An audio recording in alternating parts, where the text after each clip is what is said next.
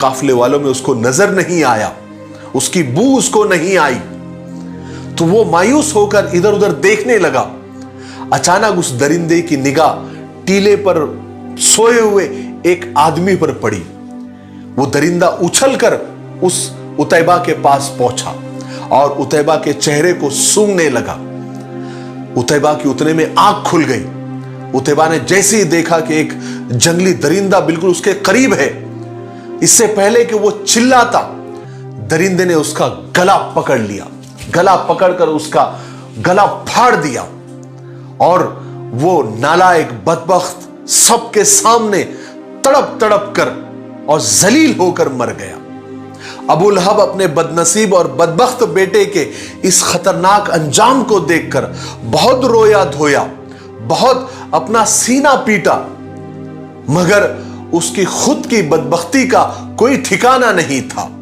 वो ऐसी खुली अल्लाह की निशानियां और अजाब देखकर भी अपनी जिद पर अड़ा रहा।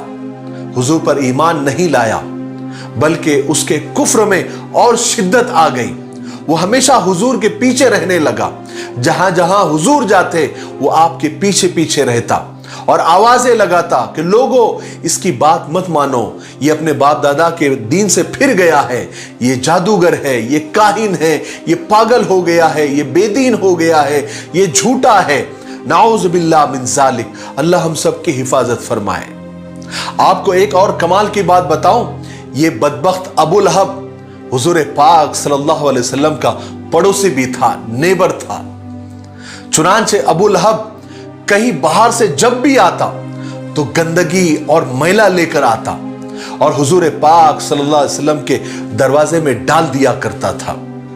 उधर अबू लहब की बीवी उम्मे जमील जिसका नाम था, वो जब भी कहीं बाहर से आती तो साथ में कांटे लेकर आती और जिस रास्ते से हुजूर गुजरते वहां पर डाल दिया करती थी। रसूल पाक सल्लल्लाहु अलैहि वसल्लम इनकी ये सब हरकतें देखते तो सिर्फ इतना कहते थे कि ए अब्दुल मुत्तलिब की औलाद, क्या पड़ोसी ऐसे होते हैं?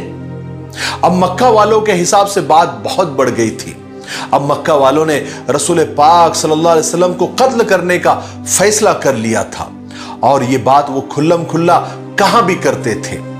लेकिन साथ ही उन्हें अबू तालिब का डर, खौफ और दहशत छाया रहता था, क्योंकि अब्दुल मुत्तलिब और बनु हाशिम ने आप सल्लल्लाहु अलैहि वसल्लम की हिमायत का ऐलान कर दिया था, जिसकी वजह से वो अपना नापाक इरादा पूरा नहीं कर सकते थे।